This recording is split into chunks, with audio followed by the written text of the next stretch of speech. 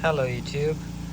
I just finished working on my Nissan Altima 2002 2.5 liter.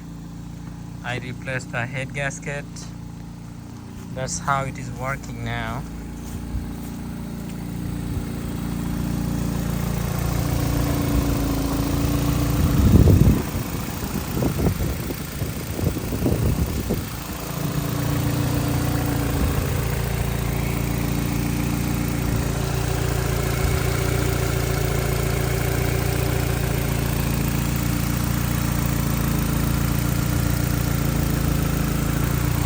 So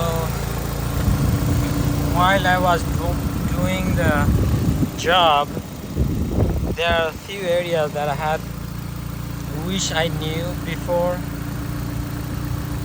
how to handle that, how finally I get it done. But because I did not know, I had to learn from my mistakes, and it took me 6-7 extra hours just to get things off. Let me turn off the engine.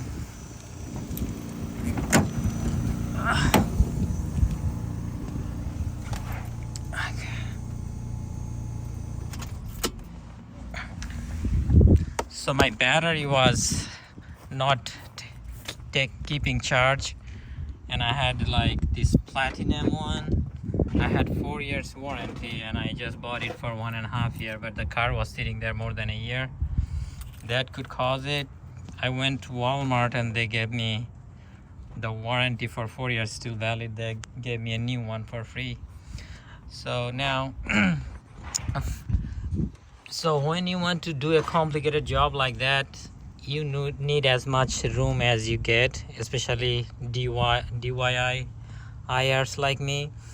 So I saw a lot of people recommended that, so I took that plastic part off from here, and to take that off I had to take this windshield wiper off, and that was the hardest of all. Everything I took up, that was the hardest, and even I had the tool, but it took me before I could figure out how to do it. So the thing you should have is this tool. But even with this tool, I was not able to get it off. So I will show you what I did. So this is the one that you have to get this windshield wiper off, and this a hose removal tool. That's really handy to getting off any hose or anything you need to pry off. So you can use one hand and get things separated easy, very good. And you see how the V shape, it allows you to have work on different size hoses. So now I'll show you. So because there was plastic, and the hardest thing was when the plastic was on here to get under it. So it was really hard to get under it, but you had to little bit tap on the side.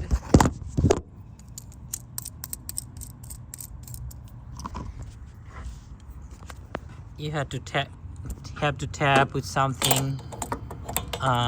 Make sure when you tap that you don't hit the windshield. And when you get under it, so what happened?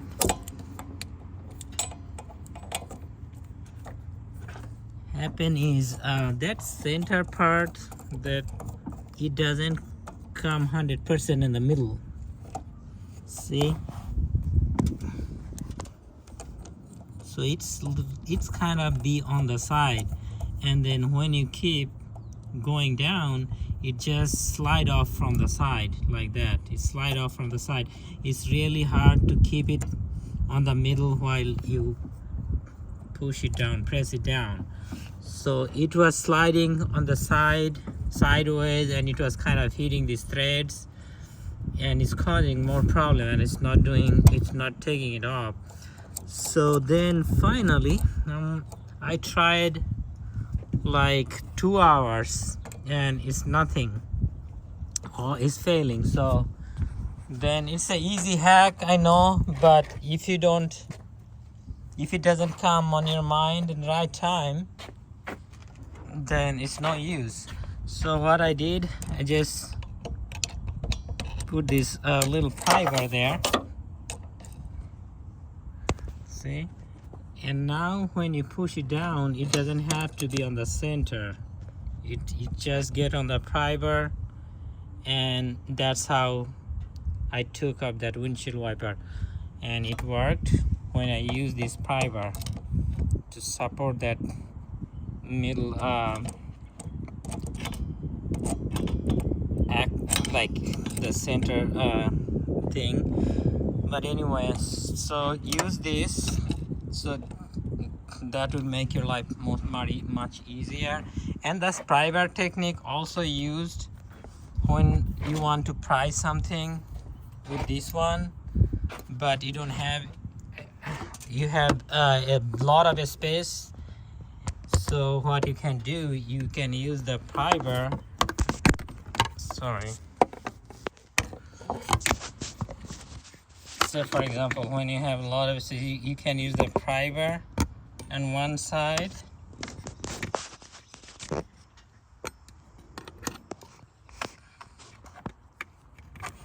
I'm sorry, I'm trying to just give you an idea. So for anything, you can just use that, and then you can pry thing off using that support. So I use that technique to somewhere, like anywhere you can put this and you can pry it against that. But this tool was really sorry, this tool was really good to like get any of these hoses. Like, it was so easy. And when you use pliers to grab your hose and twist it, it causes damage to your hose, and that tool causes no damage. So that tool is a must-have. Okay. And when you take this oxygen sensor, like, I know you can do, it can twist how many times, but it's always better to actually take this off. I mean, undo this and get this part out. So then how many spin you have on that, it doesn't cause a stress on this cord. And you just have to push down that part there and push down, and it will come off. Okay, but first you have to press down that tab here, press down that one there, and then it will slide out. This will slide out that way. But anyways, and another thing I did is, when I took all these bolts out from this timing cover chain, all these bolts, there is one or two bolts is different size, so make sure you mark them which one is which, and so that they all can go in the same place. Okay. And when you take the cam gear out, make sure before you take them out, you use zip ties to tie those chain, so it doesn't fall down or it doesn't sag so much that the bottom on the crank, that chain, get loose and get off the tooth, and then you'll have displaced and you'll not get the timing right. So always make sure before you take that cam gear out, cam sprocket, you tie those timing chain with this part here, and that will keep it not sagging down and get off the crankshaft. So here, like 5 bolts for this one to take off. So after you take all those bolts, but there is at the bottom there is a right in the center. If you go down through the center there is a bracket that has like 2 bolts, so you have to take those bolts out to take the move this whole thing, like the bottom part to get off. So don't, if it doesn't come off or move, doesn't budge, don't pull it too hard. You go down under there and take those bolt off from the bracket, then it's gonna move. Okay. And there was another bolt that gave me really hard time when I was trying to take the head up. It was not coming up because I could not see that bolt right there. See? Right there. And there is a bolt. So I did not see that bolt. I did not take that off, and that's why I was pulling. It was not coming up. I'm like, what's going on? That took me a long time because that one bolt right there that's underneath that thing here, underneath that thing there is one bolt right there, just right down there, that I did not see. So make sure you take that bolt off too. And so I took this exhaust manifold out, the intake manifold out. I took this alternator out, and I undid these 2 bolts. To get the alternator out, you have to take this fuse box bracket off, because there is a bolt, that bottom bolt there, it is long, so you're gonna hit the box when it's come out, so you have to take that bottom bracket out. And then I also, to have little more access, I undid these bolts and loosen up this reservoir here. I took this one off, but I kept the engine mount on. I did not have to take that off. That's pretty much it. Oh, so another thing about when you take that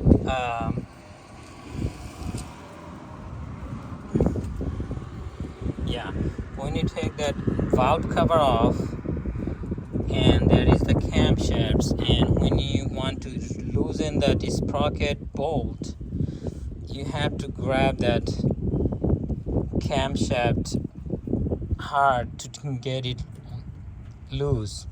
But for me, loosening was okay, taking it off. I just use a normal wrench like this, because I used impact driver, so it came up with this. But when you want to torque, when you put it back on, it's not gonna work because it's not 100% rigid. So it has little wiggle room, little slack, and you'll not have enough grip with this to do tighten 100 foot-pound. So what you have to do, get a fixed head wrench, okay, like this, and get the one exact fit, and get one that has long handle. Even longer that you need to get 100 foot-pound torque, but like this one will go there, and a fixed wrench with a long handle. You have to use a breaker bar with that, and by that way you can torque it to 100 foot-pound, because anything else. That's the hardest part, will be torque down those cam gears. If you don't have any good grip on that camshaft with a long handle, you cannot do it. I did not have time, so I used impact driver for that, but the impact driver was shaking the whole engine so hard it could cause any big damage, or it could get those part breaking off from this timing cover thing. Like that was a very big risk I took, but for now it works. I don't even know how much torque I got from that impact driver, but I just did not have any other choice. I was in a hurry. But anyways, so that are the things that for me that caused me a lot of time. And yeah, I was really confused when I was putting back those bolts because I did not mark them. So I put a bolt that's a little bigger here and I just ripped it off, so I have to take that bolt out and put a new bolt on. So just make sure you remember where you take all these bolts from and where everyone goes back. Write it down, put in a Ziploc bag, all the bag, and mark the Ziploc bag. Write down what kind of from where it came off. And when you take this cam sprockets off, make sure you mark.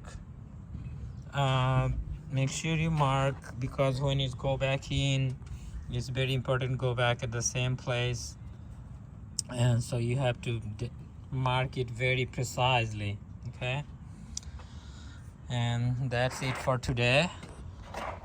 Let me start the car again and see how it works with the new battery. Okay.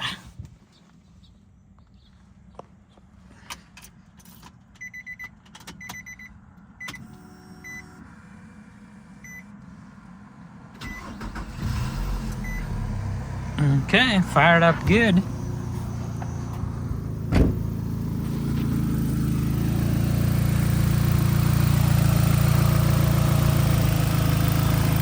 I had this part broke off, so I went to junkyard to get this one. All right, get dirty and work on your car. Good luck. Bye bye.